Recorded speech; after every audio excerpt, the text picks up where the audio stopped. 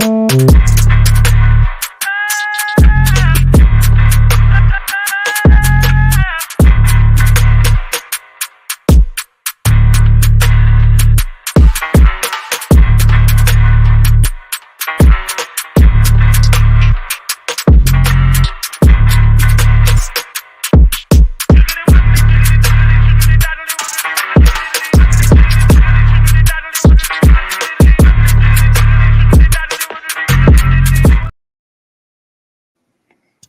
Welcome to the Real HD Show, the higher discussion. This is the show you're going to find on these or any other airways where we give you the good, the bad, the ugly of our culture, and we solve it with what? We solve it with what? Freedom music. Freedom music happens. Just pardon me while I get my mic situated. Freedom music happens 7:30 to 8 o'clock. You hit this number below, these letters, this call, letters below. You can jump on, and you too can come on backstage and have a higher discussion. Please like, share, and subscribe. Turn on all your notifications so that every time we come on, we can have a higher discussion. Make sure you comment. It's your voice, your victory, right here on the Real HD Show, the higher discussion. This is your forum for exploring. We try not to be boring. We try to include you in everything popping. The good, the bad, the ugly of our folk. There's a lot going on. We're here tonight for this.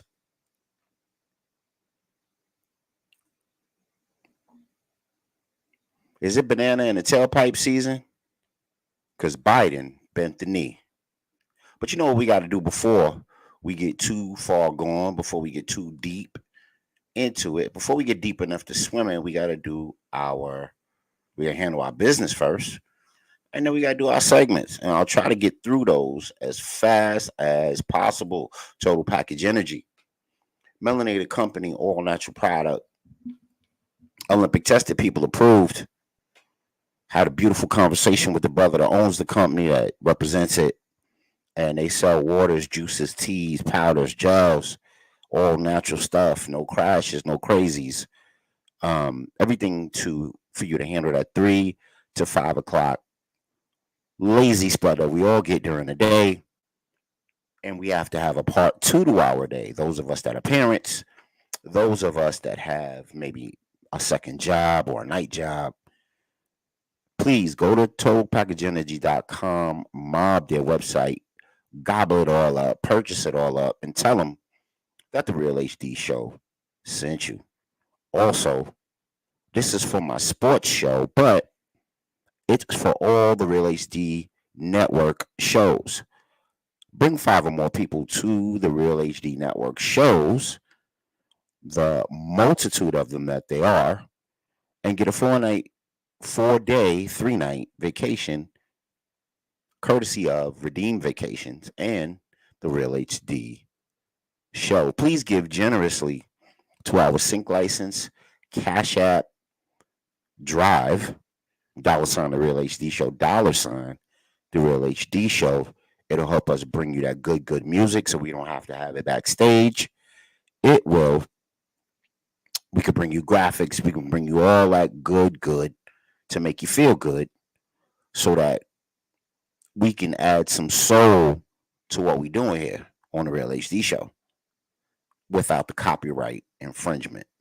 Don't worry, one day we'll be off the social media plantation and we will be on our own private exchange, Amazon, Roku, preferably, Apple TV, Hulu. That's kind of where we're headed with this. And it'll be our channel. Notice I said our. That's right, because we are for the people. So join us, $, the Real HD Show, and give till it hurts. We like the kind that jingles, but we rather have the kind that folds, coming from the kind that slides. All right, y'all. We're here. And we got to jump into our segments for the evening. So the first one that we always like to do is our Ancestors and Elders Blueprint. Peace to the Iron Man Starks, checking in all the way from FLA. Blessings to you out there, brother, to you and your family. Hope everything is well. But we're going to jump into the Elders and Ancestors Blueprint. Why? Because we often think these problems that we have are brand new. Ain't nothing new under the sun. It's just new to you and what you're going through. And sometimes we got to look back for remedy and love, peace, and happiness from the strategies of old. Um, what I'm going to play tonight, what did I intend to play tonight? Um, Let me see. I thought I had it right up. Cha.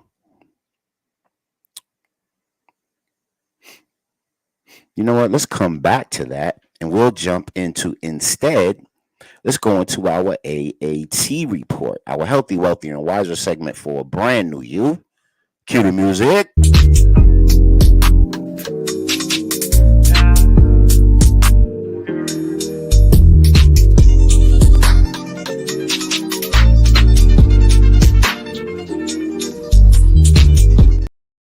That's right. AAT report, Healthy, Wealthier, and Wiser. AAT stands for Aero Aqua Terra, created by associate producer of the show, my brother Sincere, some time ago, a couple years back, and it's basically a health segment for the show. And what we're going to do tonight is we're going to go into or continue our series on the beautiful health benefits of cayenne pepper. That's right, you heard it, cayenne pepper. So I got a little video to show, and I want you guys to check it out, and then I'll post up some things that we can gain from cayenne pepper that are really, really dope. Check this out, Real HD Show. Fair use. Decided to tweak my morning ritual a bit. I was already drinking lime water every morning before I ate or drink anything because of the many health benefits, and I just recently discovered the many health benefits of cayenne pepper, so I thought, how about I try adding that to my lime water every morning and see how that affects my body. It helps with digestion, it helps boost energy, it helps boost metabolism. Contains an ingredient called capsaicin, which is one of the lead ingredients in pain relief medication, so it helps with pain reduction and migraines. It helps with heart health and blood circulation and many other things, but those are the things that stuck out to me. I'm gonna try it for about a couple weeks and see how it affects my body and see if it helps me in any way. I'm not a big on spice, so it is pretty spicy, so be aware of that if you're not a spice person, but we eat to live over here. I love y'all. Peace. Bottoms up.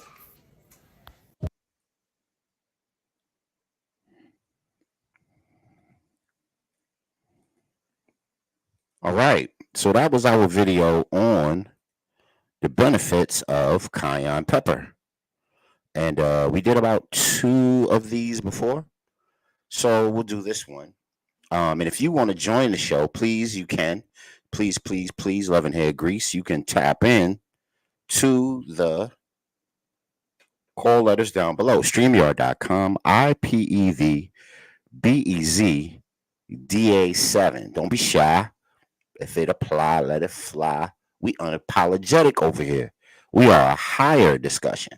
You know, we're not the type where we're gonna be arguing with females. We ain't the type where we're gonna be on here, you know, signifying and pontificating.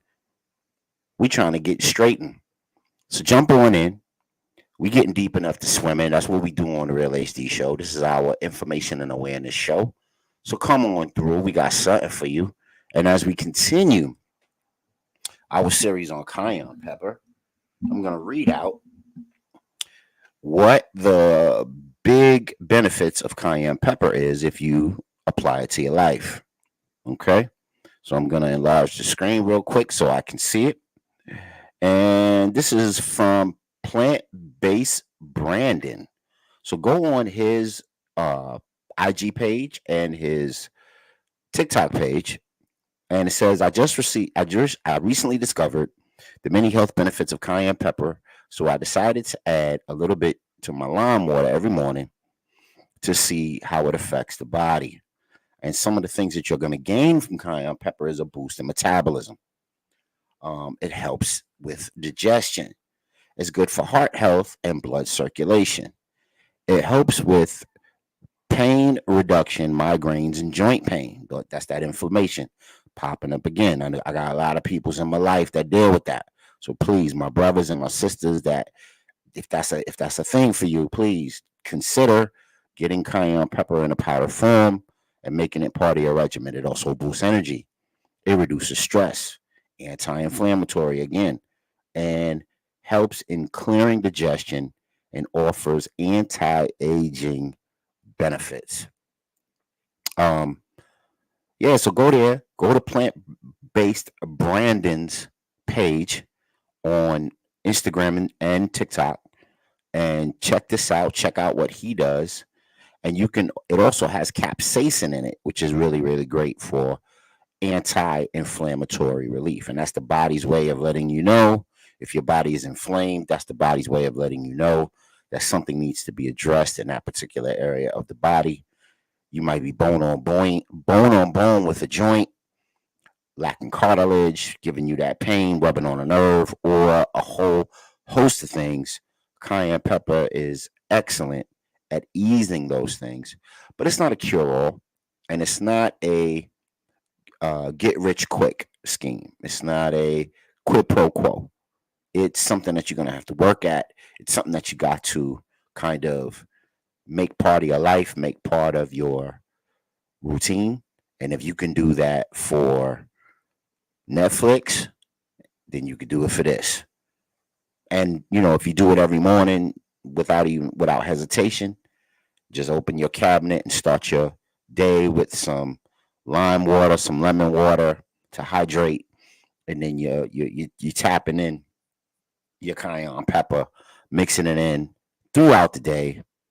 That will you will begin to see over time immediate benefits. Let us know, man. Put it in the chat if you've messed with cayenne pepper in the past. Let us know what your experience has been. Has it been positive? Has it been negative? And just let us know, just in general, if you would be interested in trying something like this. Um, we were robbed of our cell power, and a lot of people passed away a couple of years ago.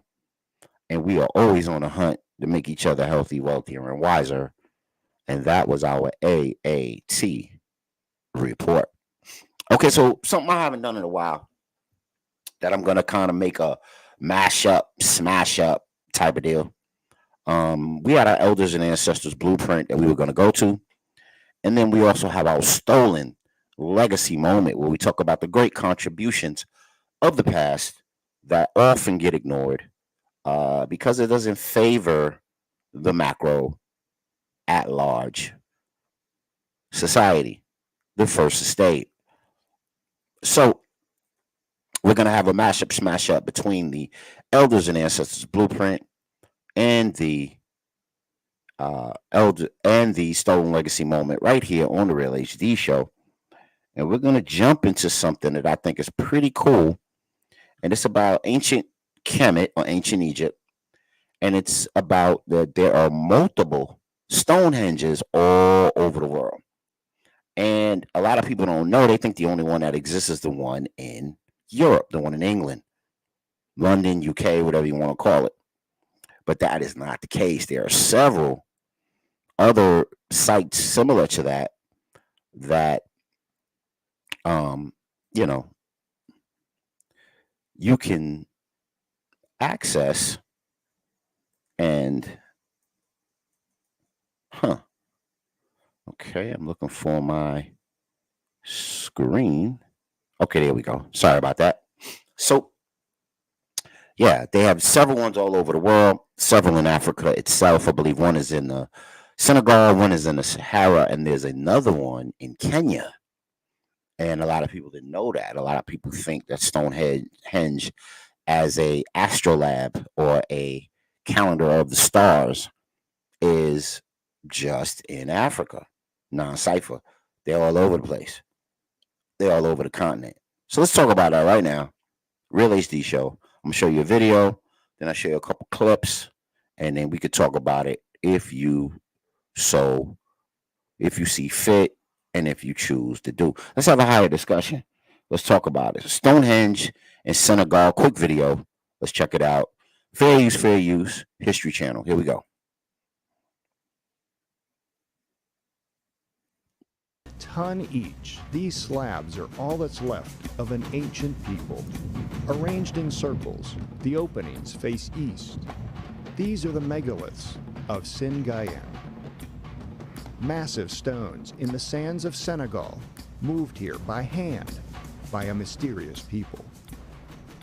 This man is determined to dig up some answers. Anthropologist Augustine Hall leads a team of more than 24 students from the University of Michigan to help solve the riddle of the stones. They've got their work cut out for them. There are about 2,000 sites, including circles and other markers, spread over thousands of square miles, all of them standing guard over human bones. And there are clues. The way these bones were buried was highly unusual. Augustine's team of detectives begin here, circle number 27. Unlike all the rest, this one's a circle within a circle. Augustine believes this ancient people didn't bury their dead all at once, but over a period of time. They would put the body in a shallow grave and wait for the flesh to decay. Then they would choose specific bones to bury in yet another ceremony.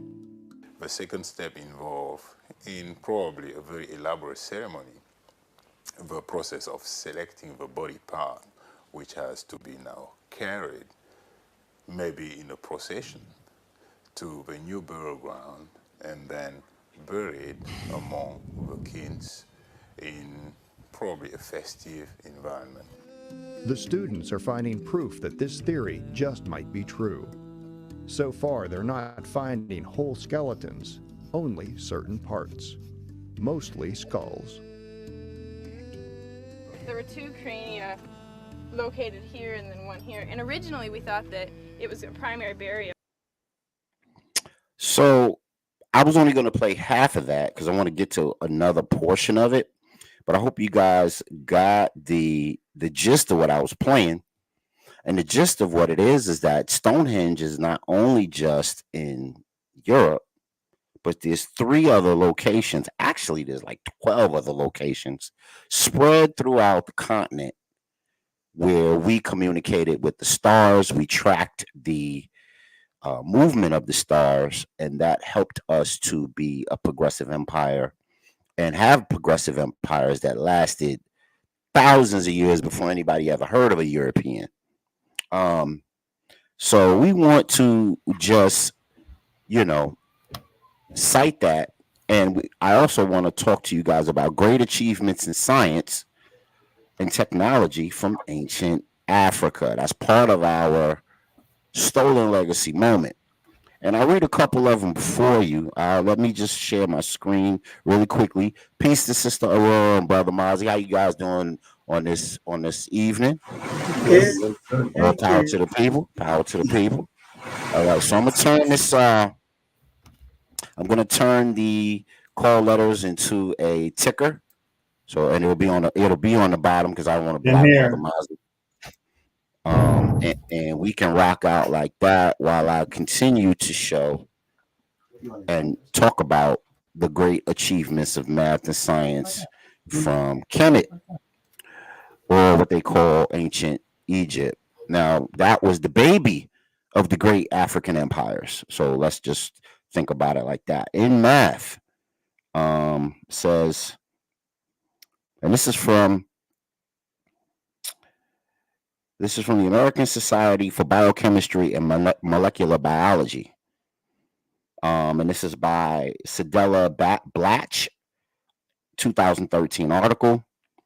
Says there were a handful of scholars. It says, while the memorable Black civilization in Kemet remains alluring, there's sophistication and impressive inventions throughout the ancient sub-Saharan empire as well. There are a handful of scholars in the area. The most prolific is the late Ivan van Sertima. Hey, ding, ding, ding. If you ever opened up a book about anything Afrocentric, his name should ring bells.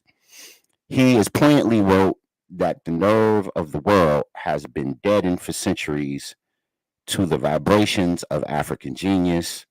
And then for math, it says, first method of counting more than 35,000 years ago Kemet scripted textbooks about math that include division, multiplication, geometry to calculate area, volume, calculus, algebraic equations were solved and mathematically based on predictions and the rise and flood of the lowering and flooding of the Nile.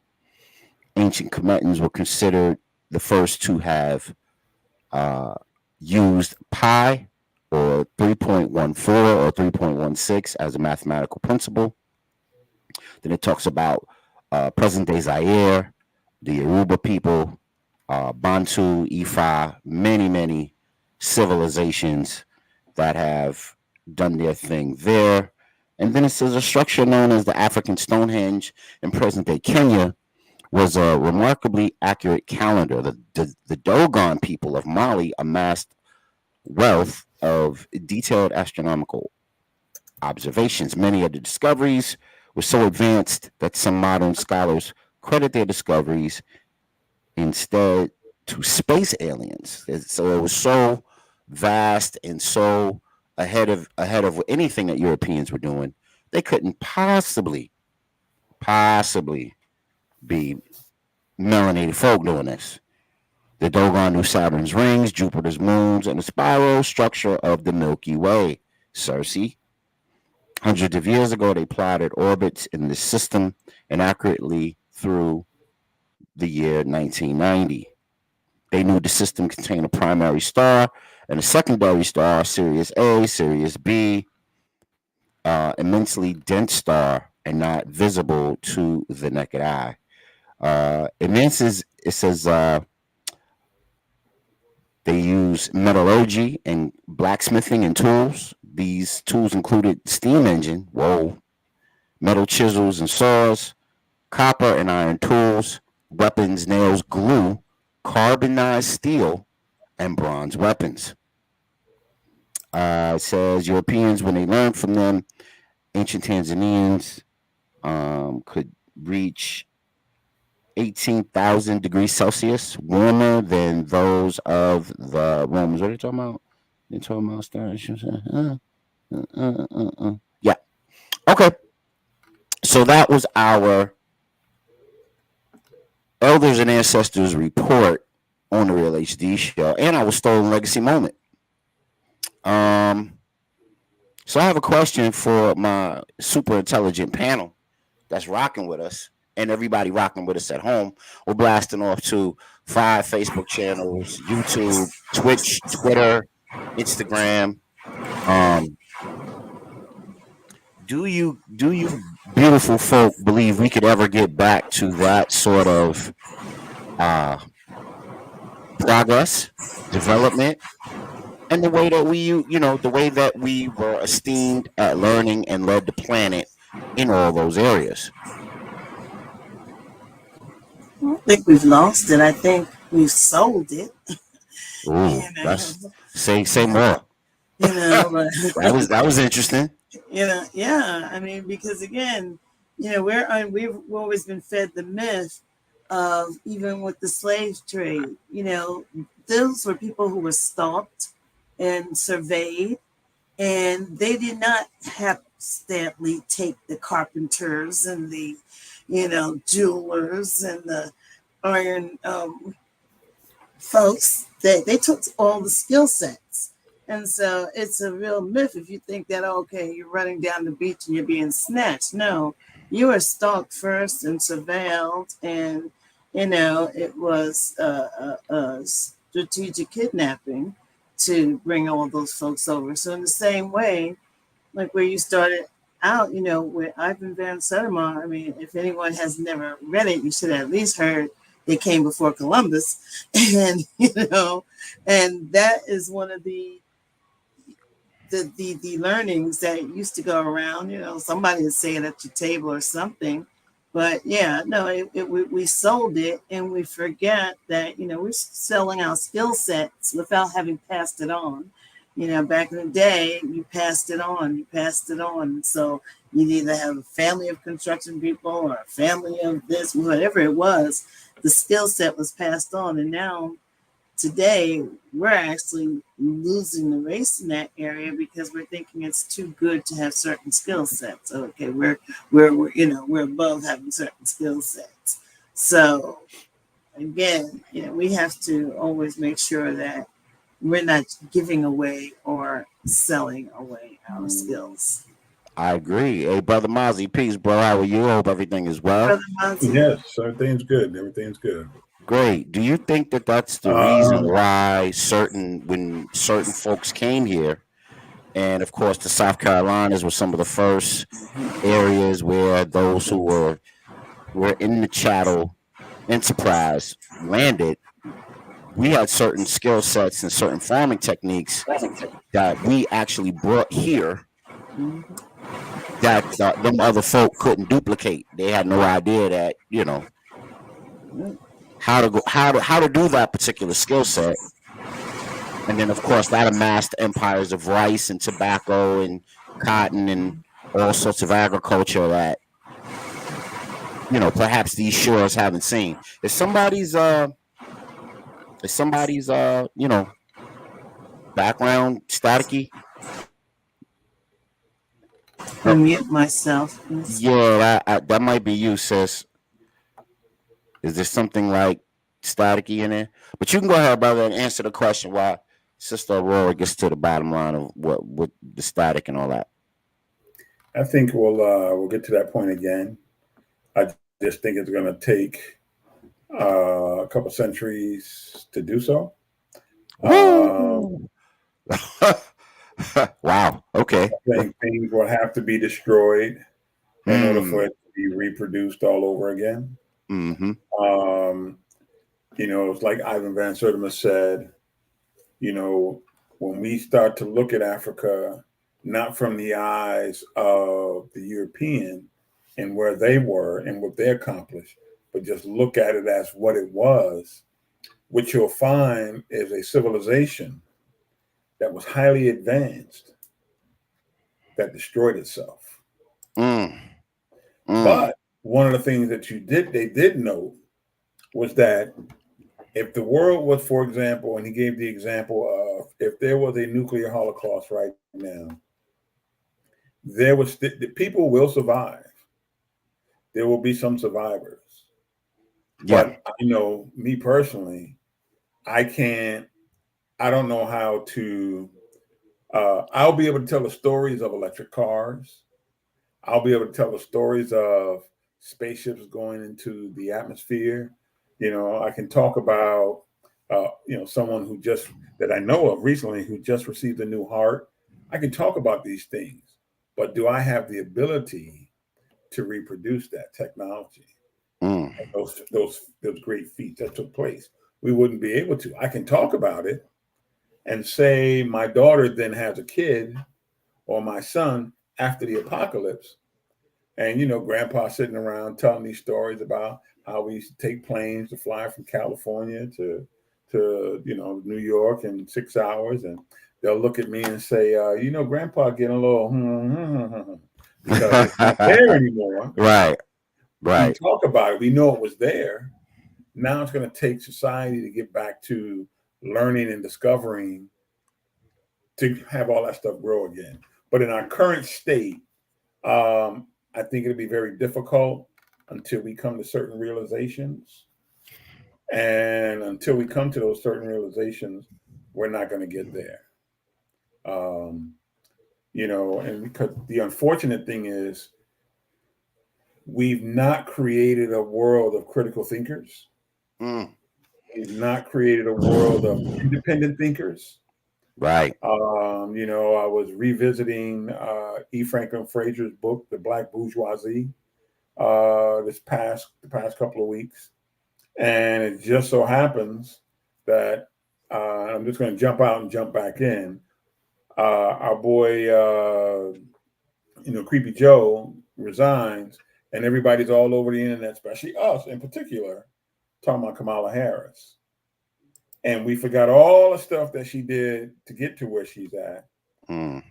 We forget the fact that she never won an election of any sort. She was always placed in these positions. Right. And then we also forget the fact that she was very unprepared when she was running for president. And her staff even went out there and said it was hard working with her because she never read anything. She was the female version of a Donald Trump. I don't need all that. I'll wing it. And then we forget about the atrocities that she perpetrated upon the black community and the black men in California who she kept in jail beyond her stay. So what I'm getting at is because we have this type of thought process, it's going to be a very long time before we're able to reproduce something like that. Because before, we prided ourselves on creating and developing. Mm. But once we got to the late 60s, early 70s, civil rights, freedom, all that integration, we left the hard stuff alone, the sciences, the math, things that help create all these great things they have in America. We left that alone and we didn't follow the social stuff. Mm. Now, Sister Aurora, what do you think, man? Because I know we love us some romance. We love us a good story. We love us a good narrative to make us feel good and put a battery in our back. And Brother Mozzie just broke down more of a nihilistic approach to how we're going to move into the rest of the century. Brother Boz, you hit on one big thing is we're not critical thinkers. We used to have think tanks, and even when I share this show with folks, I said, just come on and join the conversation. It's back like we were able to strategically see. And what is that saying? They always say, okay, well, we're playing checkers, they're playing chess. And you have to sit there and be a strategic thinker, especially now. I mean, you've taken it back each week, brother, about the health. I really think it is time I'm trying to start, how to get a green thumb, just so I can get some greens or something popping, because it's going to be, where are your skill sets to survive? Back to your food. You see other foods are killing each other, and and I mean, there's just so much that we have to kind of maintain. There used to be called Sankofa. You got to go back and fetch it. Well, that's what we have to do. And I think even with the AI trend and things of that nature, there still has to be some catalyst that brings folks together and to unity. Because right now, like I said, it's very hard to see the strategic moves in the Democratic Party. It's very hard to see any unity in the Democratic Party. And it's a hard move. So now you in midstream, and what are you going to pull off between now and November? It would be great if grassroots would come together and critically think about, okay, where do we really need to go? Stop getting the distraction, keeping our eyes on the prize. Well, what's the prize today? You have so many different, I should say generations, where there used to be a full set of all generations wanting X this or X that or X, so we need to find that common thread, because this is a time for remembering that there are still generations that can teach, still generations that can show me how to plant, kind of skipped me and just went on. But there are generations that we need to just start sharing, if not with the world, with our own around the neighborhoods and the next door neighbors. And start with the basics. Make sure you start planting your own food and bringing those type of things together, because we're going to have a long stretch. I just, Brother Muzzy, I don't know if you remember, but I remember the Reagan years. And that was the haves and the have-nots. And it was just very simplistic for someone to sit there and say, okay, well, the haves and have-nots are here. But that was the best time for grassroots organizations that grew and came up. Well, everybody's looking up here. It's like they used to be saying, why do you trust somebody who spent 400 years trying to oppress you to finally want you free? Okay, so you really have to sit there and, remember and go back and fetch it. There's got to be something in your DNA that somebody's great grandma or grandpa said. That's how they taught us, and we forget because we got all these modern gadgets and things like that. You saw the other day, everything, I don't know if it went out over where you are, but the banks and the AT&T, all the things went out. And here it goes on the news again. That's like, okay, that's test number 2. So Right. yeah, Right. we gotta be ready, and remember, how do you communicate if you don't have those things? How do you get word out if you don't, you know, y'all got survival skills. Amen. Earth it, bring it up. Right. So YouTube brought it up before I can even segue to it. So I guess that's a great segue within itself. We're here for this tonight. Biden bent the knee. That's the old Game of Thrones adage, but is it banana in the tailpipe season? Are they keeping us focused on one thing while the sleight of hand is in the other direction? They got you focused on the hyper politics of the presidency when Mm-hmm. other things are happening. Of course, you got Cloud Strike, and then of course they got the next person up, which is Kamala Harris. That's my little play on words right there. We'll get to why I chose to say they cloned Tyrone in a second. But you guys brought this up quick, fast, in a hurry with no blurry. So let's get to it. What did you guys think of all of the antics over the last week and the weekend that just passed with Biden and Trump and dropping out and the crowd strike? And I'm not asking you guys to eat the elephant in one bite, but just give me a quick little narrative of your thoughts of the last week's events. I mean, one, you knew that was coming, but what was the plan? Is there a plan? And it's again so easy for us to be distracted that it's like, so this shouldn't be a surprise, but where's the plan? And that's what we're not feeling as folks. Where's the plan? I mean, and sorry to say, but you look at the Republican Party and they're united. Okay, if they bickering, they're doing it behind closed doors.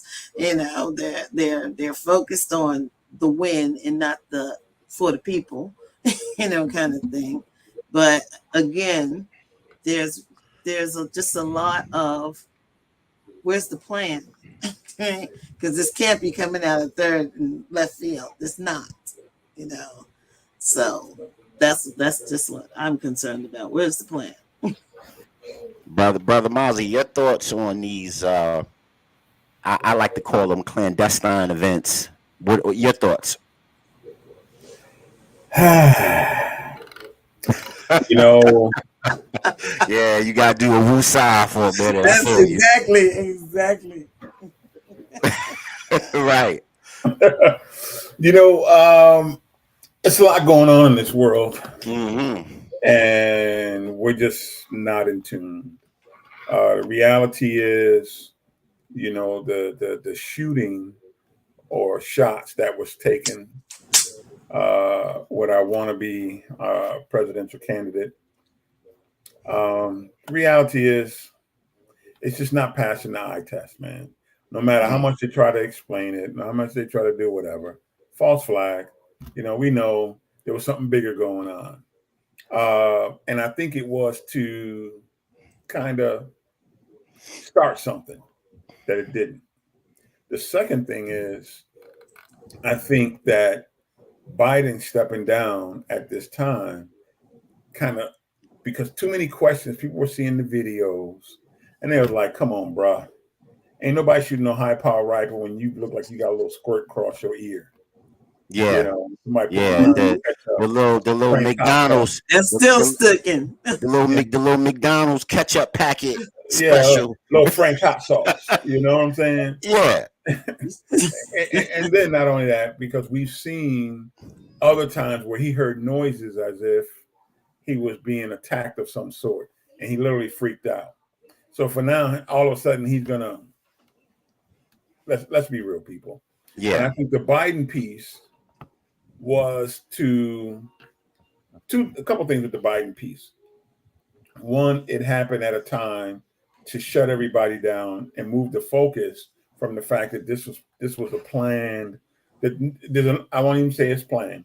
There were a lot of questions around his shooting that just didn't add up, period. Which would Right. lead you to say, if this was a science experiment and we look at all the data and we use deductive reasoning, we would say, this is false. I'm just saying. So we now say, okay, well, since this is getting hot and heavy on social media and every place, one of the things that happened was, Biden had at that same time, he had put in effect, he appointed a social media censorship advocate in the White House as part of his digital strategy around that same time. And then he steps down.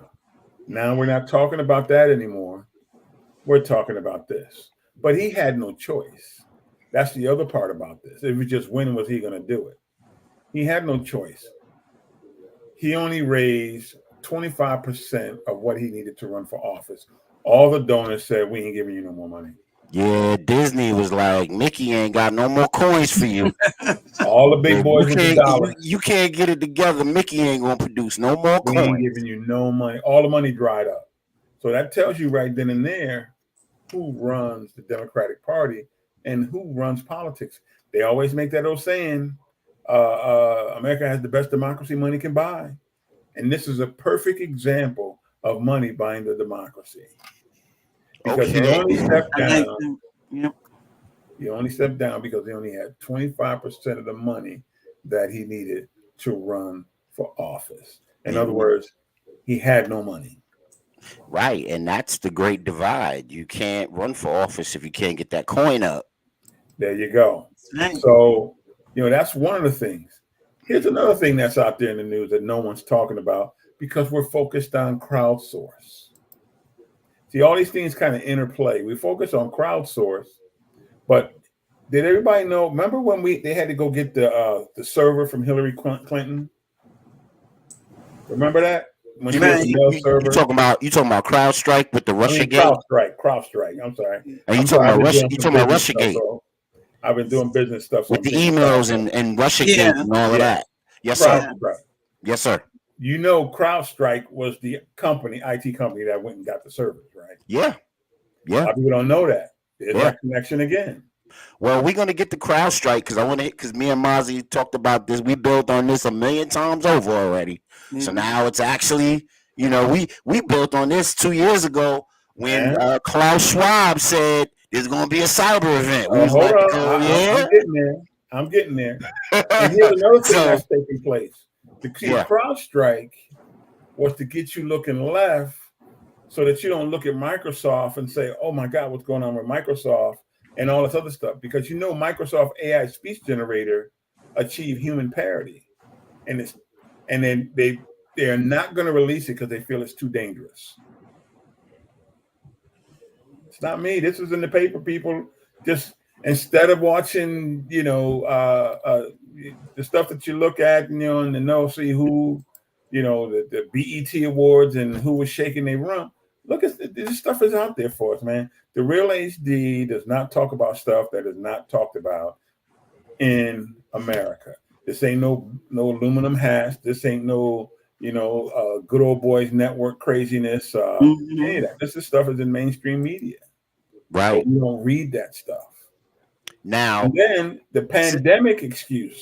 Go ahead. Forget about that for a corporatist Q. Cool. I'm sorry.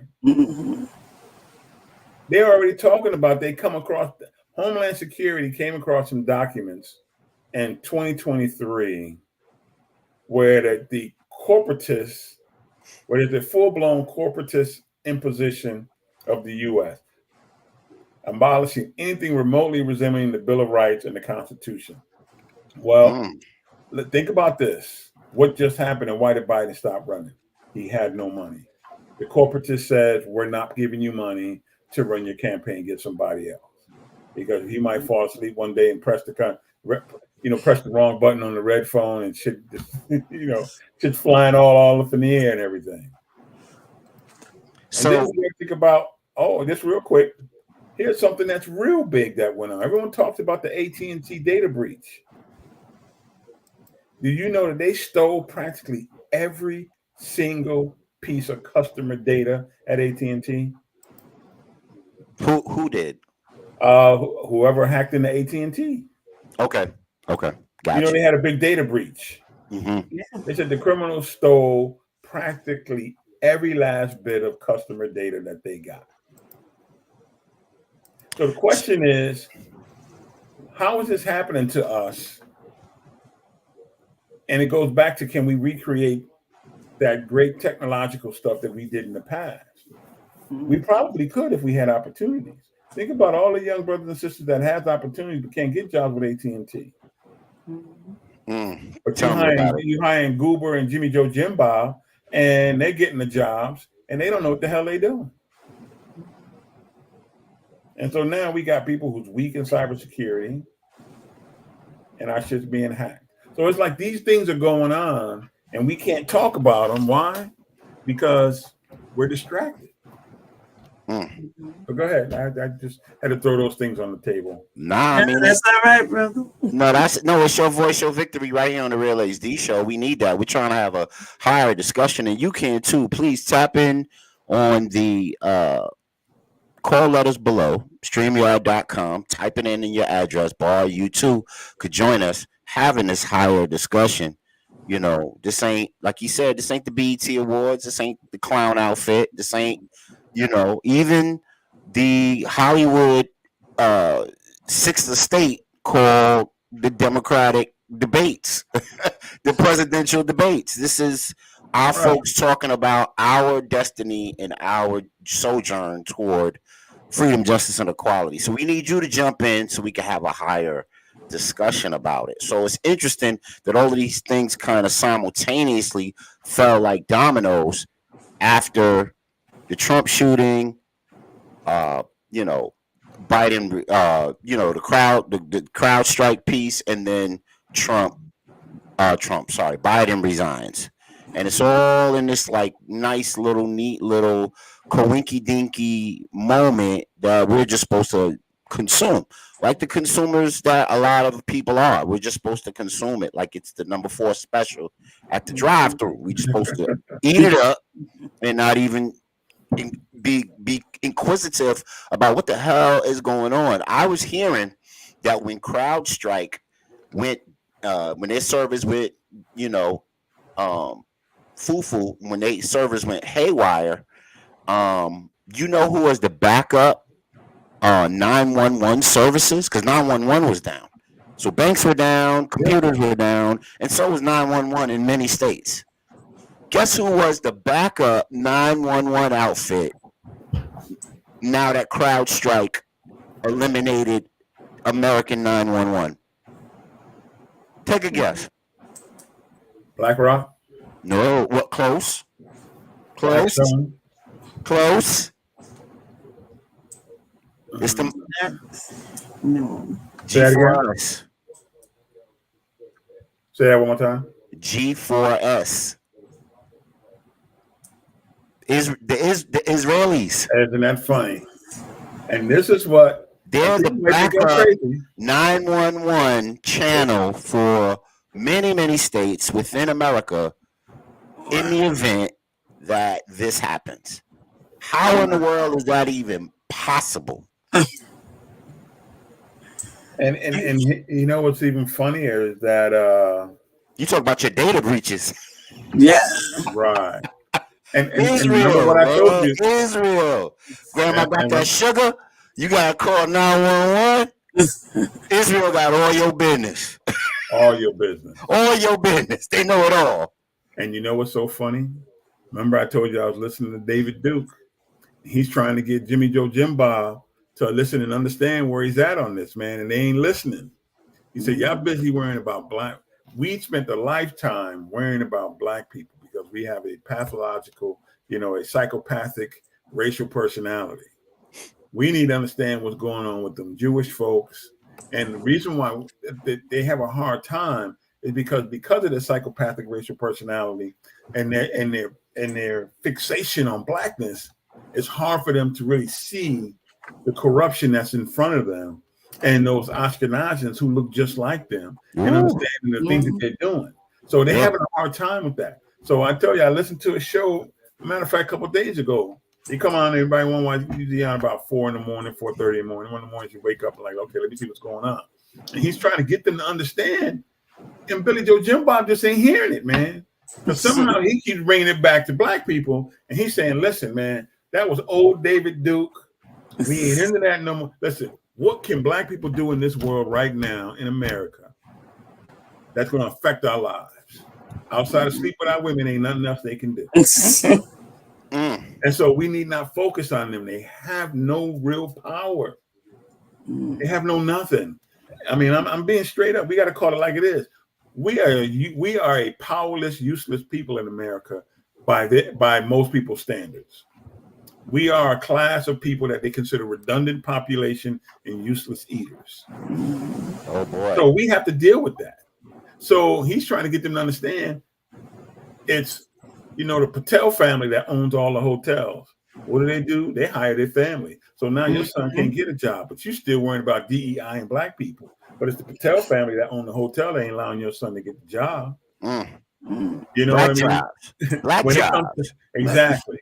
When it comes to, let's say, working for a municipality, data analytics, it's the Asians and the East and West Asians who taking, and the Jewish boys, they're getting on. And the banking jobs, all the Jewish guys. So you going after people who ain't got no real juice in society to affect your life.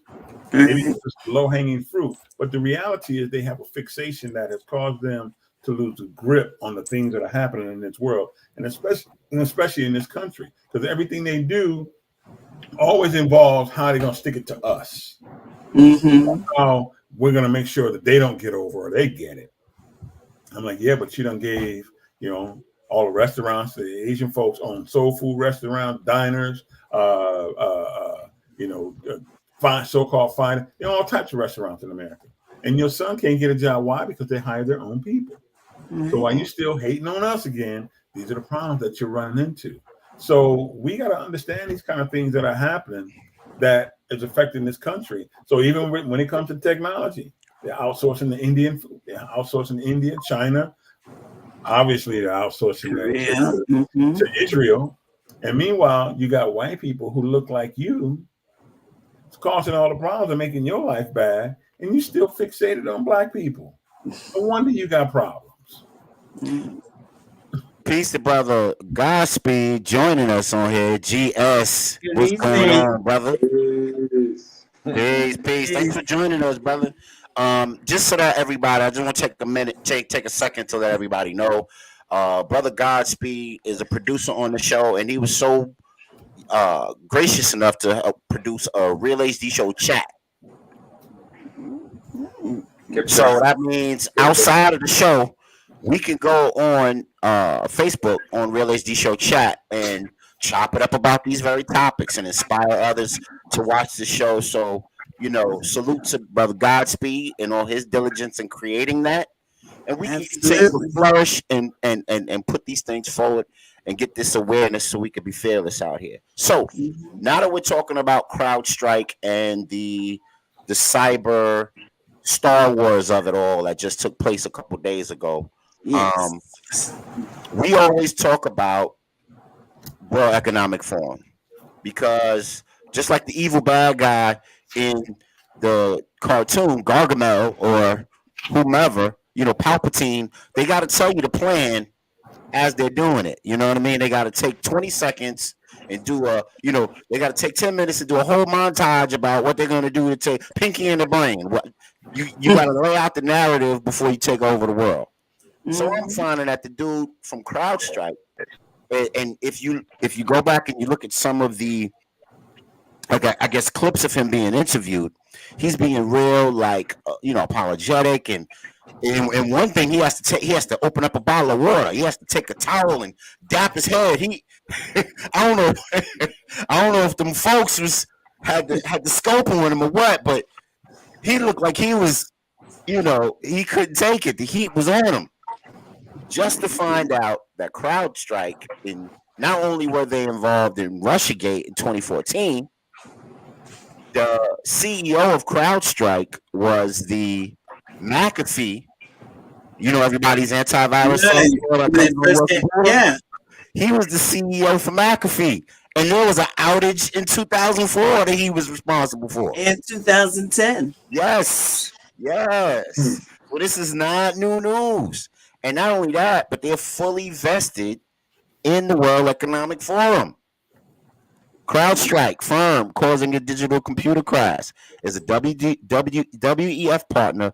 Largest One of the largest shareholders is Vanguard. So we know Vanguard, State Street, Yeah. BlackRock. Those are the major firms that got all the money and they're investing people. They playing game with my teachers' pensions right now. I don't know what's going on. I gotta.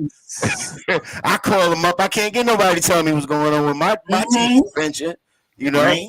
You know, so we finding out that, Masterpiece Theater, just like the last couple of shows that I said, is this Masterpiece Theater? Is this all contrived? Is this all the Hollywood fifth or sixth estate at work, giving us a Hegelian dialectic, giving us the problem, and then, of course, at some point, providing a solution, as long as our solution is your voluntary consent or your freedom being slowly milked out of you. Brother Godspeed, your thoughts, man. What did you think of Biden bending the knee, Game of Thrones style, and then also, CrowdStrike in the cyber, the cyber attack of it all? What do you think? CrowdStrike, well, I'm hearing about it now as you drop that ledge on me, so I'm gonna have to live with that a little bit and do my own little googling on it and stuff of that nature. Yes. But with Biden, I knew it was gonna come at some point. Yeah, If we it talked was about gonna be that. voluntary or holistically, one out of the two, voluntarily or holistically, it was going to happen because we've seen the breakdown of the mental health of a man right there on the TV. We've seen it, and I knew it wasn't for fake, man. That was real. I knew he was breaking down. Okay. So as far as what I think about it, that should have been a mature decision that was made. Look, I'm not the biggest or the best political person. I've never hid that from you. There was a time I was more into it than I am now. You know what I mean? So I have some kind of like old muscle memory on some of it. But let's be real. That was something he should have done like maybe a year ago. Let's be real. This is not overnight. Like if the Young Turks could talk about that for a whole year, like we know about it before that. We know. Come on. You know what I mean? Now is when you're gonna do it. So it gives a what's the word? Like another Hollywood script excuse on why Trump is gonna make president again. He promised he was gonna be back in the chair a long time ago. And I don't know, man. To me, it's so easy to just see it, man. It's like, you know what it is? It's like, just on a general level, it's like the public is allowing the TV to calculate their next moves and mental decisions and opinions. You know what I mean? Like how they say art imitates life, is like life gonna imitate the art that's the TV. Like, come on, man. This is just a big old game, okay? Real people are getting really hurt behind this game. I'm not saying that a couple of people didn't die when these shots supposedly whizzed by his ear. I'm not saying that they didn't have people that died. They're like, what, 2 of them, I believe we counted? So I'm not saying that that's not real. I'm just saying that when it comes to him, everything is scripted. My opinion. Do you guys see the rise and fall of certain women that are propped up in that position? So now you got the fall of the sister who was the white lady who was the head of the Secret Service. And now she's being asked to step down. And then they clone Tyrone is being asked to step up. That's what I call her. They clone Tyrone, I hear you. I'm talking about Kamala Harris. I call her they clone Tyrone. So because you're AKA, you coming out on Martin Luther King birthday, you dancing, you electric sliding, but you ain't our folk. I'm not gonna do nothing for black folk. You know what Nah, Bravo I ain't gonna do nothing for our folk. Nah. Well, But I'm gonna do everything yeah, other than that. You know what I mean? I'm gonna dance with Cardi B. I'm gonna have the Divine Nine at the White House twerking. yeah, I'm gonna But culture. I'm not I'm gonna gonna do not nothing for. piggyback I'm you. not I'm gonna do gonna nothing for culture our back. folk. Go ahead. I gotta I gotta culture back you a little bit, not piggyback. We're gonna culture back, right? Um, I liked her better when she was with Cory Booker, and they were going after the lynching it's a lynching article they were trying to like get past or add on to, right? Because I remember Rand Paul was on the floor with them, and though he had like a difference of opinion on it, he still liked the general idea, but had a slight difference of opinion on what they were trying to do because they're trying to take public lynching to a point of police arrest and police abuse on the spot Okay. of the arrest. Okay. So Okay. that's when I liked her. That's when I liked her. Not So saying you that I knew a so whole lot of her. just so the people at home get it clear, you're saying that she was teaming up with Cory Booker to get Hmm. police brutality categorized as public lynching. Yes, Okay, that's sir. interesting. Yes, sir. Yes, Okay. sir. Yep. She was I Okay. will. riding his. I She will was find the riding footage for you. these nuts of Cory Booker because he was the hot man in the Senate He at the was. time. He was. He Come was. That's on now, He was. call it like it was. yeah. These nuts, and she was riding them. I'm sorry, but people, Woo! I And you Oh know, digress. boy. it's so hard I to. hate. Oh boy. What's my man Montel Williams? And then what's my man from Chicago? Uh, Willie? Um. Who Slick from Chicago? Slick Willie, what they call him. Oh. yeah, And what I was gonna say to the culture back what Vic was saying earlier, but you already kind of touched on it already, Mozzie, already in a bigger scheme of things, really. But you know what I didn't like about her when she was running, because my lady's more into the political stuff than me, so I tag along for the ride when she's into it or whatever. Is that she's black when opportunity, when it's needed in her whatever she's trying to strive into the political world. When it's cool to be black, she black. When she made it, she Indian. I'm like, and I don't get trapped up in the texture of hair. I know for a fact that the Supreme Court considers anybody who's not Anglo-Saxon white or from here to Japan as black. All right. I could find that. That I've read that. That's a fact. And more than just socially, they're saying this in the court of law. You know what I mean? And so when I look at her, I look at somebody who is like Bugs Bunny. They're gonna change character and be who they gotta be to get to where they gotta get to win that fight that they're in or that struggle or whatever, and then go back being Bugs Bunny again.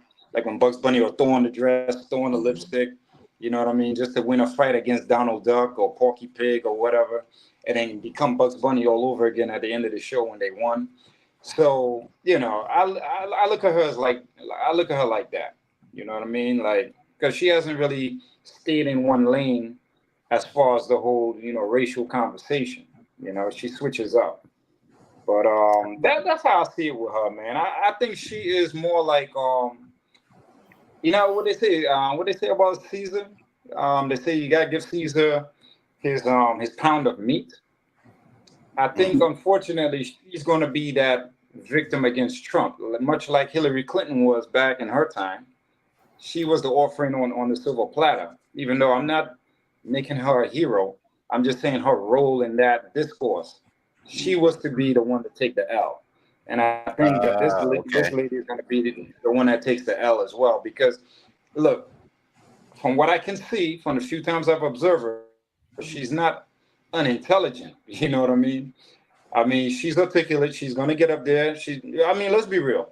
When Biden made her the vice president, I was a little bit shocked, to be honest with you, even with the script. I was a little bit shocked because I was like, she went at him pretty hard over the busing situation from when she was a little girl and the black students having a hard time getting bused. Yeah, I remember that. She went hard. Mm-hmm. I did not think he was going to pick her. I did not think he was going to pick her. I didn't even think it looked good for the script, And he picked her. So I look at it like she got to serve a purpose at the end of it all. I believe that is this final little dance with Trump on his way back in. That's my personal thought. Yeah, she was picked Mm. up so that it can give us some hope while we sit there and you know, our black bourgeoisie kind of run interference so that everybody on the bottom will still say, but we got Kamala. Look at the sister. She got the good hair, you know, and that's what people like to say, hair, you know, you got the good hair.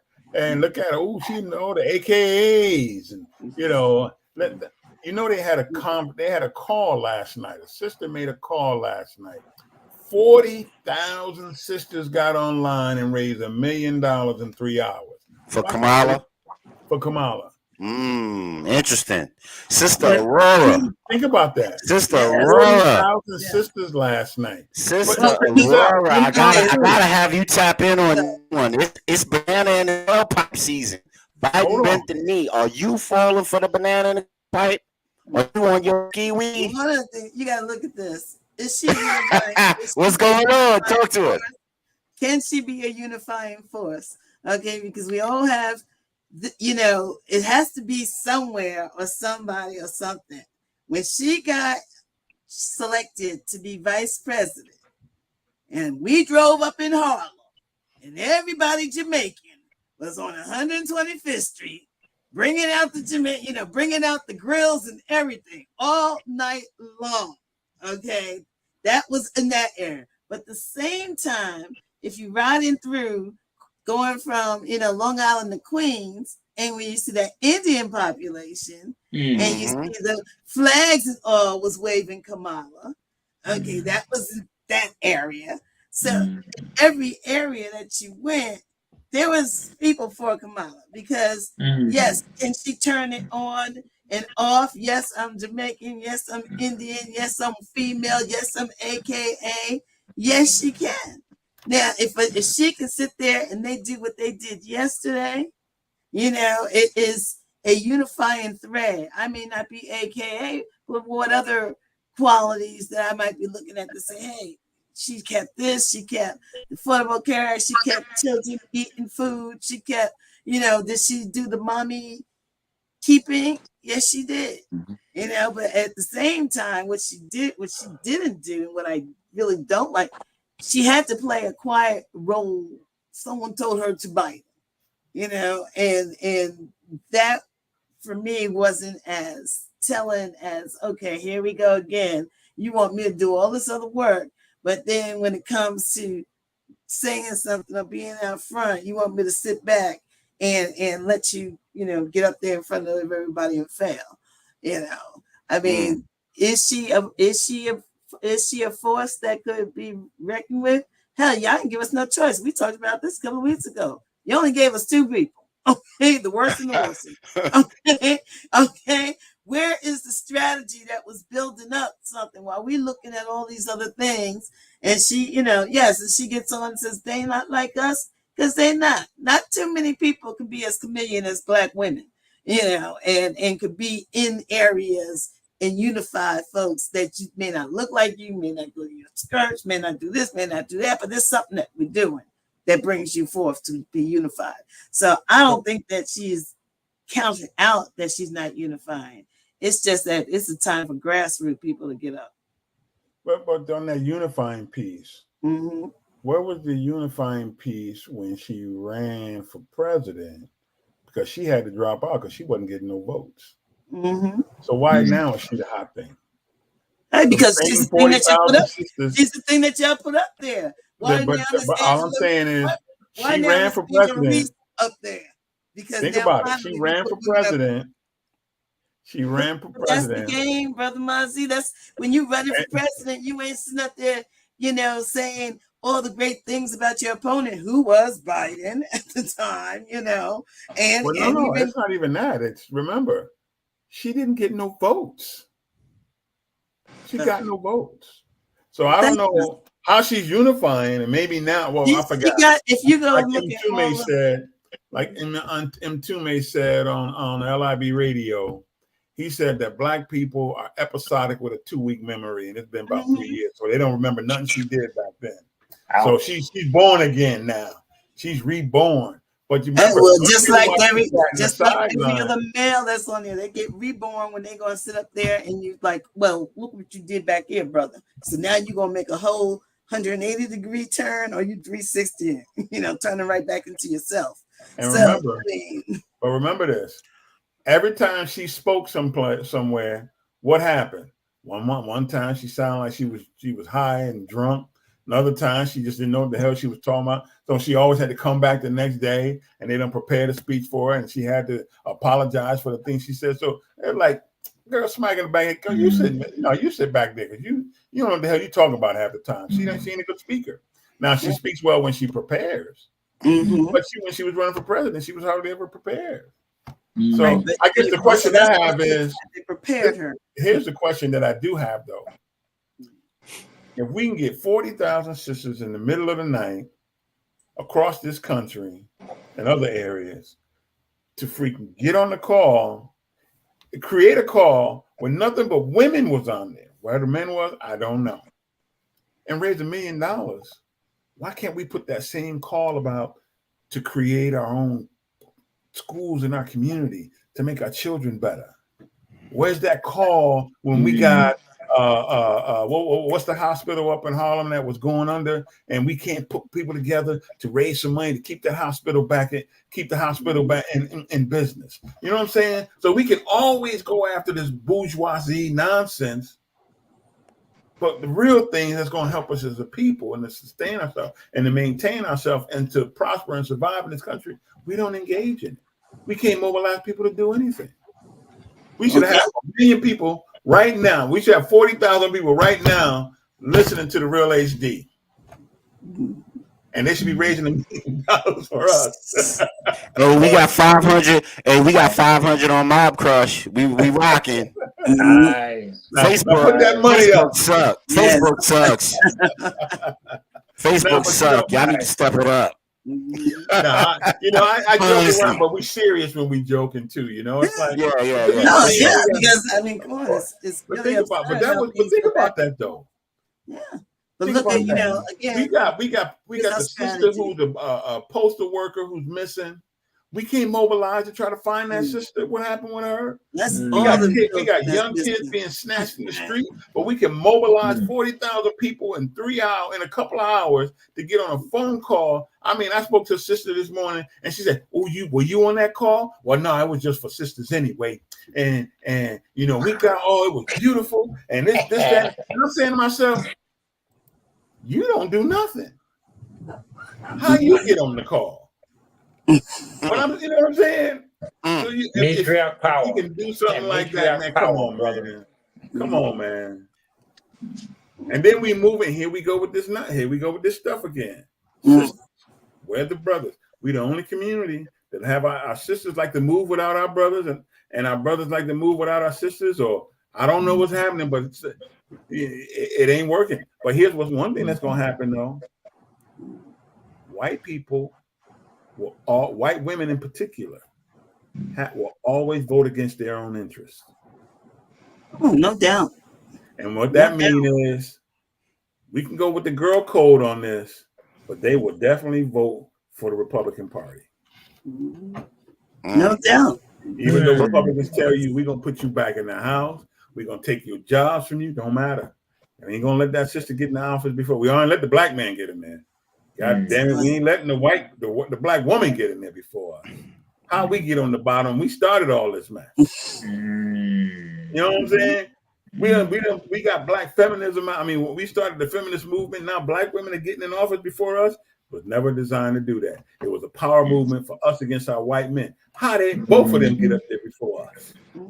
But that's what always happens is we always end up sitting up there having the conversations about gender and I mean, of course, we got all the isms in the spot, but when it comes to here it is gender, we can never come together and do what we need to do as a people. And most grassroots organizations that are moving, across our country now, they're moving as we used to do, move quietly and strike when it's time. So you're mass people. You got people, that even that we should be bringing, yes, to the show and inviting and say, hey, have, join this conversation. But in this whole other end, we got a whole nother movement that's still going with, okay, what's the plan here? What's the plan, whether it's for your community? What's the plan here for your food service? What's the plan? There's people out there doing these things. And, as this show knows, some of those people are all in touch with what's going on and what's doing. So in the circle, I guess, that I'm in, I see active grassroots action still happening. I see this, we're moving and have been moving because, again, it was asked of us years ago, what's the plan? Okay, we're going to talk about each other. We got a plan, and doesn't matter who is, who we putting up front right now. Y'all ain't give no choices. Hey, we're the choices, come on, you gave us the only choice, Donald Trump or Joe Biden. Okay, felon or someone. Did we have any other choices being put forth? There are other people running. We just there are. Yes, but then we just don't look it up.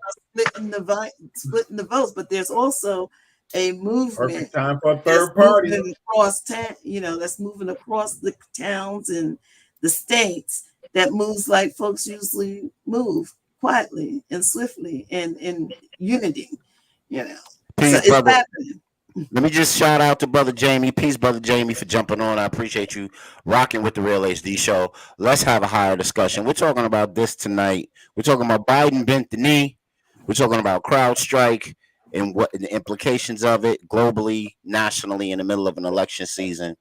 And they cloned Tyrone. We got to take a quick community break, to advertise a business within the community. This is an associate producer on the show, Sister Jazz, and she got a business that she's about to open in Monroe Avenue. And I told her that I would advertise a clip of the opening. It's called the Black House Boutique. Check it out, Real HD Show, and then we'll get back to it. That's Jasmine's place, right? Uh-huh. Okay.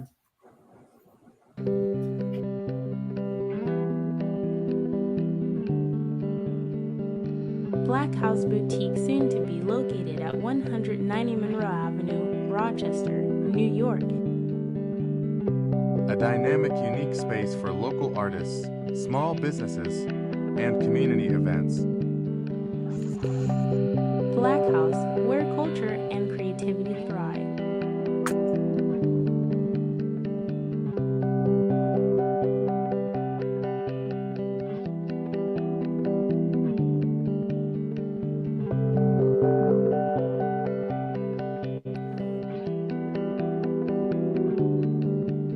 Donate today at GoFundMe.com. BLKHAUS Boutique.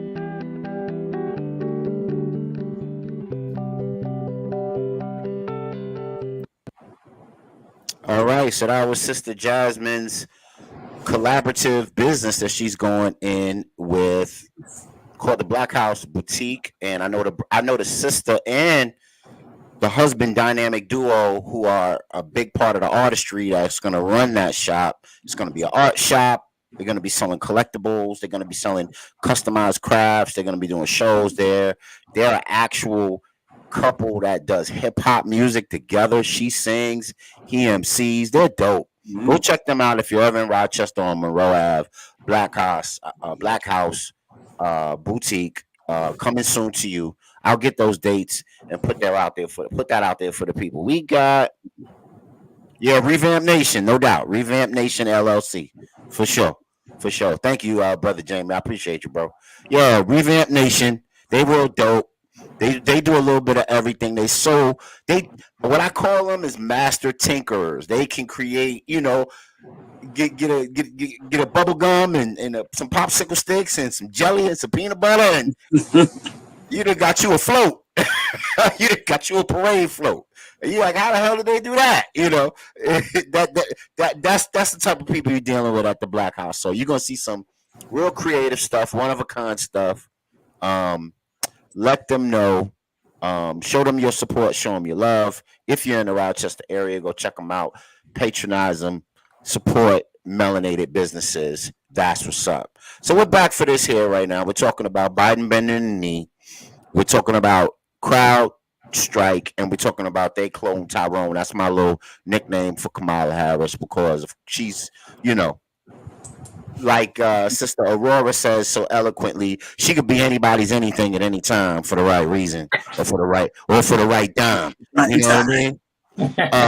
Brother Godspeed, let me ask you a question, man. Yep. Oh, he walked. Okay. Let me ask you a question, brother. Why she don't want to claim her pappy, man? Brother. Why she don't want to claim pappy? That's the question of the hour. Soul power. Why she don't want to claim pappy, man? Pappy got the Scotch bonnet peppers and the steel pan and you know what I'm saying? It's the Escafish. There's a lot of the red snapper. There's a lot of love over there in that island. Why she don't want to claim pappy? What's up? You talk to me, man. Home of the Marleys. That's the home of the Marleys. Right. You know what I'm saying? That Blue Mountain joint. But let me ask you a better question. That's the home of the Maroons. Yes, exactly. The royal folk. But let me ask you a question. On a real tip, is there any universe here or alternate universe? You know, Marvel and DC, they're all about these alternate universe things now, and that's a whole nother show. That's a whole nother breakdown. All these alternate universe things that they're proposing in all these shows. But is there any alternate universe, this or any other one, where she actually wins? I think so. Talk to us, Sister Aurora. Let us know.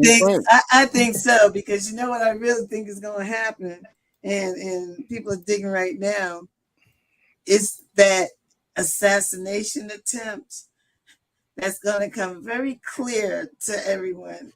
You know, that's going to be a big blow, because we know that boy didn't take that shot. But also, what's coming is, as y'all started with CrowdStrike. CrowdStrike is the number one government software for cybersecurity, right? And they are the government's cybersecurity software, and it's always amazing how when things happen and then there's no response from the U.S. on what are your tinkerers doing in there? What are they looking at, and what happens if they crash? Because again, you said you got to connect the dots, and we can't be so far off that we don't know that this is the same system that is securing our cybersecurity. So they were either trying to get in something that wasn't supposed to, and of course they always blow back on us, when they're trying to figure it out. But again, that's going to come tumbling down as well. So yeah, I think the assassination attempt is in question still with many people, and I'm hearing it on the news. Young Turks, which was great. I've been checking them. I've been checking Young Turks as well. Yeah, I love checking out the Young Turks, but it's just like the information that's there. Well, they were talking about even on Family Guy, the cartoon. In 2019, what they do? They shot Trump, right? and they had it. And they're always talking about how this particular show has been spot on with certain events in the government that occur. But they put it on way before those things occurred, and so they always sit there and say, "Okay, what does Seth and all those folks know about it?" And so, yeah, when you talk about it, is it film? Is it Hollywood doing, real life? Was it real life imitating Hollywood? And we really think about that, because again, we have to keep our footing in communications and social media and things, because it's the person that gets the information out, and it doesn't really kind of matter how they get it out. Okay, so we've been being fed and seeing a lot of this before, and just like I said, my first initial was that was an episode of Scandal. And everybody was bringing it up on Facebook. They were bringing up that episode and putting it in. It was the exact, kind of thing. So it's like, come on. I think that's going to be the awakening for some. I mean, because some people are just, followers, just well, but that's going to be the awakening for some folks. And in the Republican Party as well as those supporters. Feeling like, oh wow, okay, you go through any lengths, So, and yes, he goes through any lengths to sit there, and it's just about the win for them. It's not about I'm doing this for the people. No, they're doing it for the win. So you gotta be careful. I have a question for the panel. Mm-hmm. And I was listening to a podcast with some folks having a real intelligent conversation, kind of like the one we're having on the Real HD show. And they were saying that the future generations are screwed because the old guard don't want to let go. We got two dudes, damn near 80 years old. One got health concerns, and the other one can't put a sentence together. And we got Masterpiece Theater in the onset, and then we got don't 3-card Monty, don't look too fast, or don't miss the Queen, because now everything is shut down. So is it time for a Kamala Harris to be president? Not saying that she's the healthiest representative for the country, but is it time, like it was time for Barack? I'm not good or bad or whatever you think about Barack. Yeah. Do you think it's time for to change paradigms from the old guard of the old Anglo-Saxon presidential whatever to a newer, younger, more present, more vibrant? Because if you don't make room for the future and you keep clinging on to the past, it just starts to become a wasteland. So what do you think? What do you think? Is it time for new energy in that seat, or I'll leave it? I'll open the floor to you guys. I'm not gonna do too long with it. I look at it like this, right? They weren't saying that when Obama got in the chair because that was young blood taking over. Correct me if I'm wrong. He's the youngest federal president we ever had thus far. Yeah, he was. Yeah, that was young blood. That was young blood, and that young blood was in the chair for 2 terms in a row. That was young blood, and that young blood followed the job description, and also had a few things that he wanted to implement. And he, maybe out of his 5 goals, he got 2 off, and the rest was the job description with the NDAA Act and all this and all that. And he made original men look articulate by being up there the way he was and speaking in the manner that he spoke in, right? And there's a whole lot behind him that I'm not even going to bother trying to touch right now. And there's even more than just that. There's a lot that I don't even know. You know what I mean? But with all that said, we had young blood in the chair already, right? Okay, fine. The geriatrics had their run in this last go round. Right. And it is what it is. Sometimes just universally speaking, not to their political world, but you need the elders to be in the chair at some point too, right?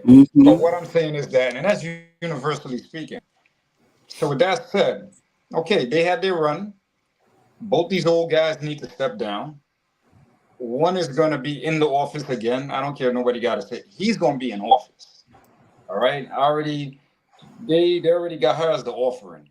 She's going to take that L, just like Hillary did in her time going at this guy. The guy's going to win. All right. But what I'm going to say is that, like with young blood coming in, yeah, you need some young blood, but it is what it is. Whoever sits in that chair is going to fulfill a job description, or they'll get shot, or something is going to take them out that chair. One thing or the other, maybe dementia, or maybe an actual bullet, like what Kennedy had. Okay, not like what Trump had, like what Kennedy had. All right. So that's my thoughts on it. I'm gonna pass the floor on. He's winning. So let me ask you guys this. So do you guys have, I asked you, in any world, can she win? And is it time to change the paradigm? But let's go to another thought about if the bang bang bang rang out and it was true, What kind of international messaging do you think that sends? I'll get Brother Mozzie's intelligent opinion on this. So you got a presidential candidate who's trying to play Methuselah, coming back like Methuselah, and on the, he's trying to be the Prez Zodair, right? Like Ptolemy Sodair, right? And them bang bang bangs ranged out. What do you guys think is the international messaging? Because we got these clandestine groups that are fighting for hegemony. They're fighting for power. You got the BRICS, you got WEF, you got the Christian conservatives in America, the nativists, and they all want the power. They all want to be the leading force in whatever the rest of the century is going to look like.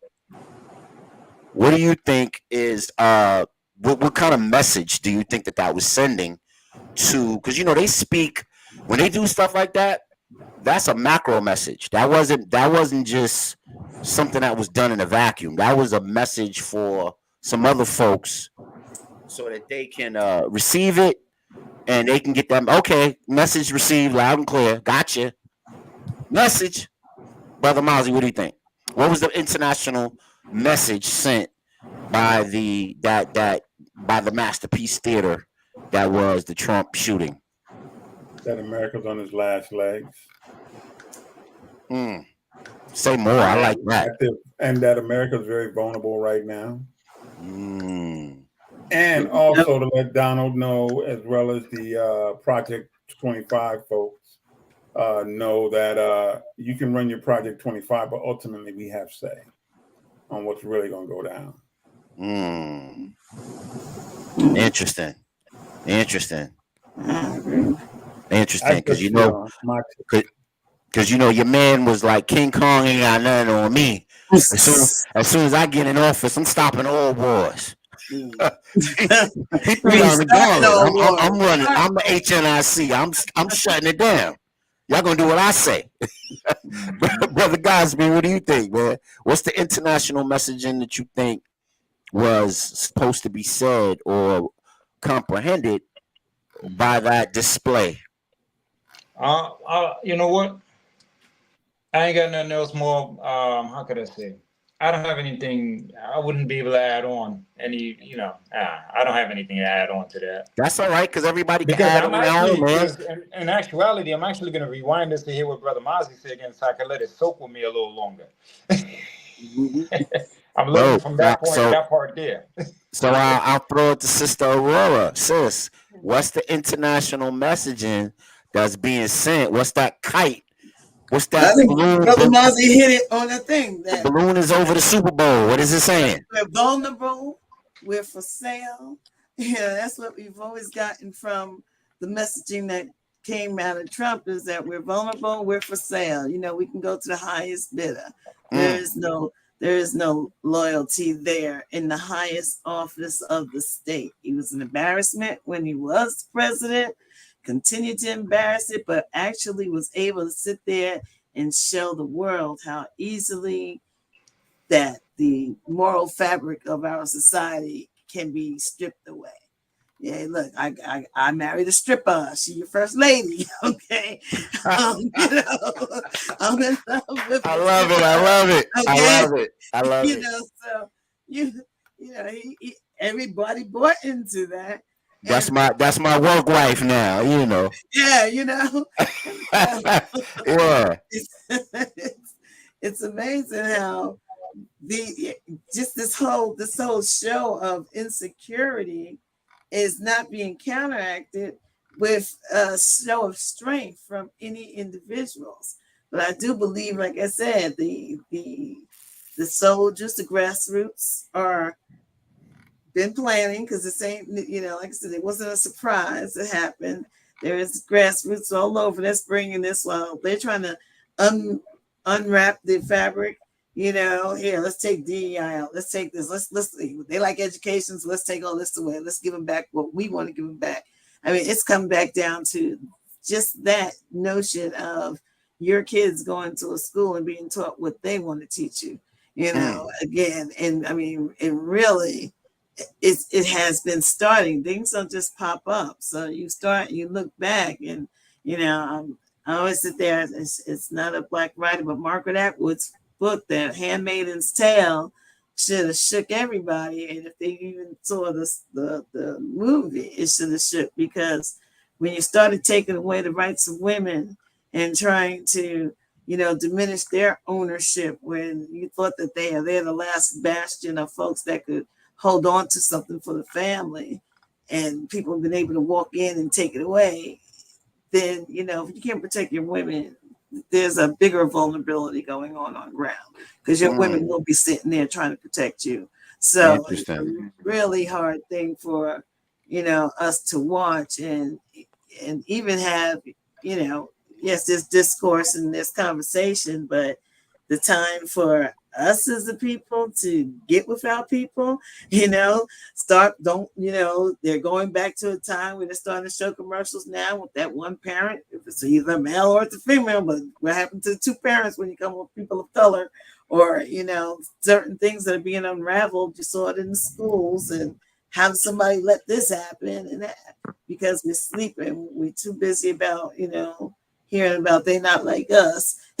Well, they who are not like us are making moves, and again, like I said, they're playing chess, and we're still trying to sit there and play checkers. And it's not the time for that. There is a time for folks that need to come together and have a solution. Yes. You got to have a plan. Brother Mozzie, you mentioned earlier about an AI that was a little too dangerous to unveil and release. And while everyone was, sleeping, this guy got a fat man, Santa Claus suit on, going house to house, jumping on roofs and delivering toys and invading people's lives. What was that about? And I have an article I want to show you guys that's kind of on that same vein. Tell us more about that AI piece that you mentioned earlier, and then I'm fending off this mosquito because he can't have none of my good stuff right now. I'm in the middle of a show. But anyway, so tell us a little more about this AI that was supposed to be unleashed but wasn't, because they considered it too dangerous. And then I want to talk about an article that I read about something very similar that we have to kind of deliberate about as a folk. Go ahead, bro. All righty.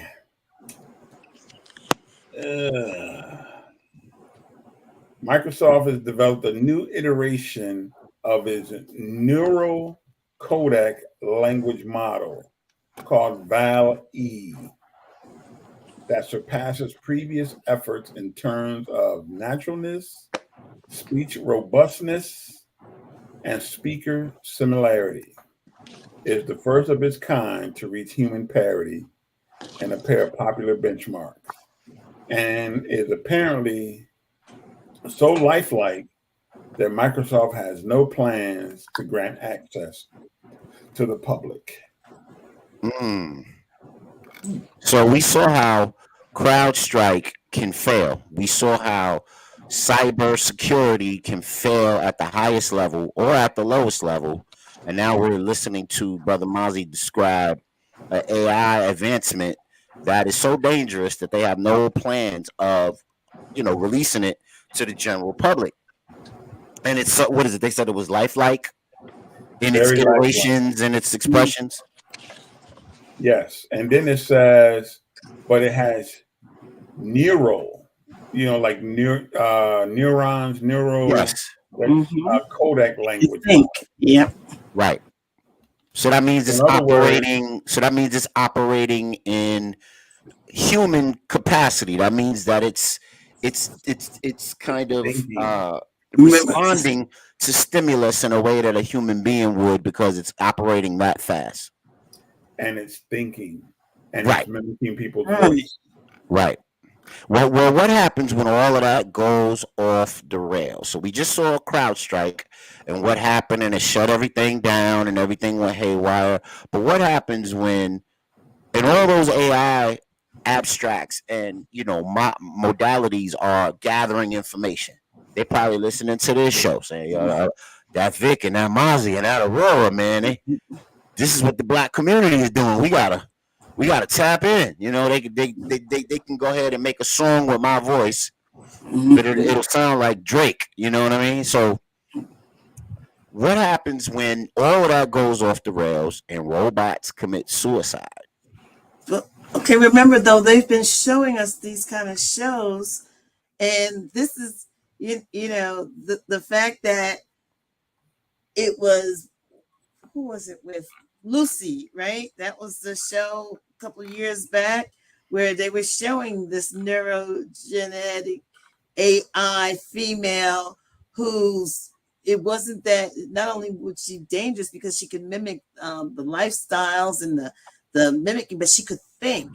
And when you have these neurons thinking about what they're reading about, and without having some kind of expressed guidance through this learning, they're just taking on the knowledge. So they've always shown us these transcendent kind of super consciousnesses that's been, for years. I mean, from like before the 2000s. Because remember, everyone thought that these type of robots and all these legends and all these kind of shows that they were showing, and they always sit there and say, well, Gene Roddenberry, whatever you saw him put out in Star Trek, it had to exist already. So there's nothing new under the sun. And yes, that was a fantasy story. No, it wasn't. They were showing you what can be, and we ignore it because of the way, again, how they asked Hollywood to present it. It's going to be dangerous because they're super thinking, they're super consciousness. They can think faster than a human. What human? Okay. Well, remember Google 10 years ago shut down its AI computers because it started to create its own language, and they were communicating with each other. So they pulled the power. So, this stuff is, folks are playing, they're playing around in areas that they don't need to be playing with. Right. They're unlocking all these new powers. Did anybody see that headline where it said 1 in 4 houses in the next 5 years will have a robot in it? What's that movie with Will Smith? That's what I said. I Robot. Yeah, Yeah, let me read this byline real quick. It's a servant robot commits suicide in South Korea. In the first ever iRobot that worked from Gummy City Council committed suicide by throwing itself off a 2-meter-long staircase. The iRobot, named Robot Supervisor, worked a 9 to 4 shift like everybody else, and even had its own employee card. Also, it was quite used to moving between floors using the elevator. The reason for the suicide is unknown, but the broken pieces have taken away to determine the cause. Meanwhile, Gummy City Council has announced that they have no intentions to replace the robot right away. It says the deceased robot was found by the council staff 4 p.m. at the bottom of the staircase between the first and second floors. Apparently, it had thrown itself off a 2-meter-long staircase. This robot suicide is the first ever documented. Prior to this, there was another report that a robot named Steve committed suicide in Washington by drowning itself in a fountain. However, it was later ruled that it was an accident caused by a slippery surface. But the question I want to ask, the question I want to get to with all of this is, we're seeing the failures in CrowdStrike. We're seeing how that can cripple an entire country dependent on not self-dependent, but dependent on that technology and that innovation alignment. And they're constantly gathering information. Brother Mozzie just said they're moving at dendrite and axiom speed, nervous system type of speed, like a human being, problem solving and all that other stuff. Are we going to see, if they develop these lifelike robots, not if they have, are we going to see almost like the robots come home to roost? Are they going to start to show us the worst of humanity as a mirror reflected back to us as they're gathering this data, and we continuously, insist on making them more lifelike, more usable, more part of everyday life and society. We already gave up our voluntary consent with the gadgets and gadgets and the phones and the iPads and the tablets and all that. Are these robots going to show us the worst of mankind in the years to come? What do you guys think? Where do you think all that's going? I think that what may happen and what could happen is that it realizes through its programming and its learning that the problem as what's his name who wrote the Iceman Inheritance, Michael Bradley. Michael Bradley stated, there's only but one problem with the world, and that's the white man.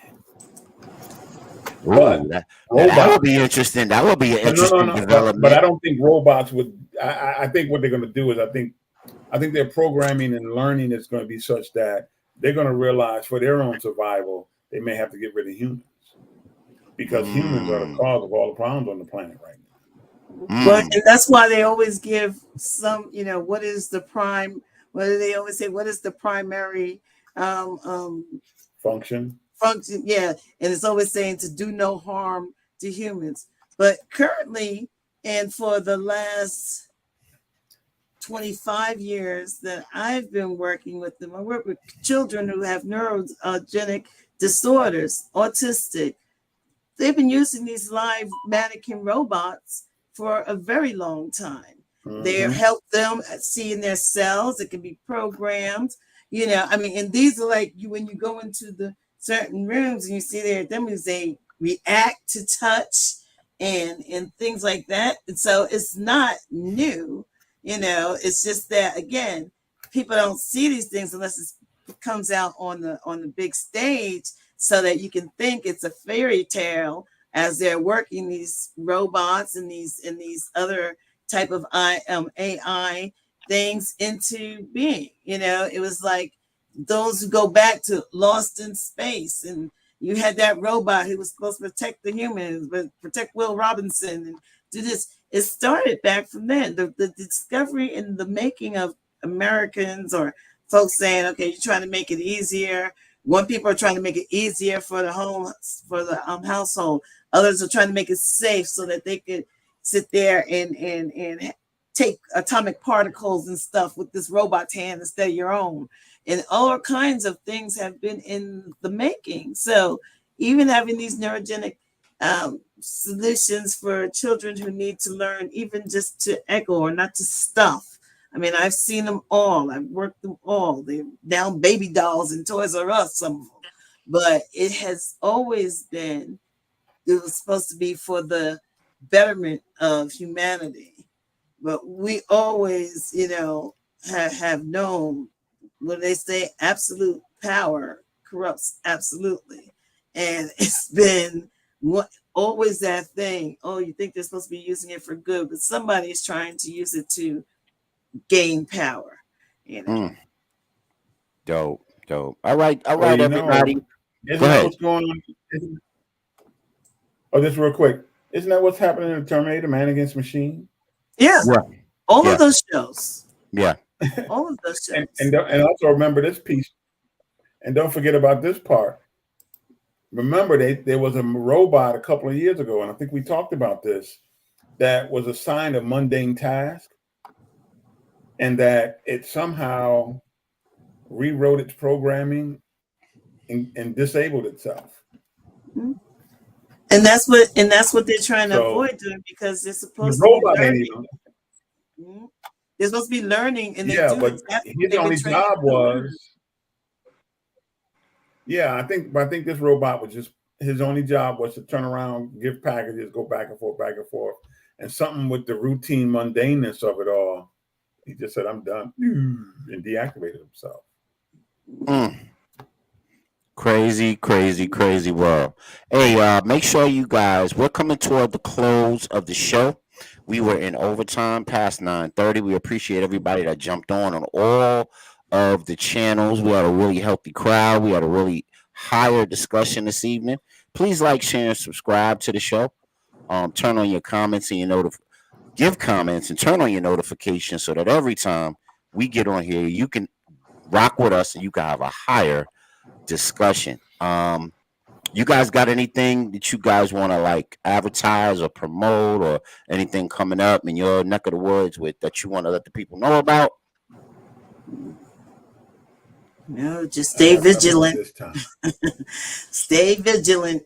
Absolutely. So for everybody on the Real HD show, Godspeed, Mozzie, Sister Aurora, myself, we thank everybody for watching. Please, if you liked anything that was on the show, or you want to expand on anything on the show, please put it in the comments, timestamp it so I can go back. I will play your comment. I will post your comment on the show, and we'll have a higher discussion about it. And I want to say, everybody, peace, walk with power, and join us for the Wednesday show as we gonna cook again.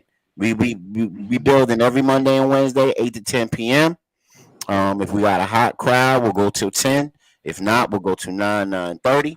And as always, peace and walk with power. You guys have a beautiful night and take care of each other, love on each other. Peace. Be one. Peace. Take care, everyone. Peace.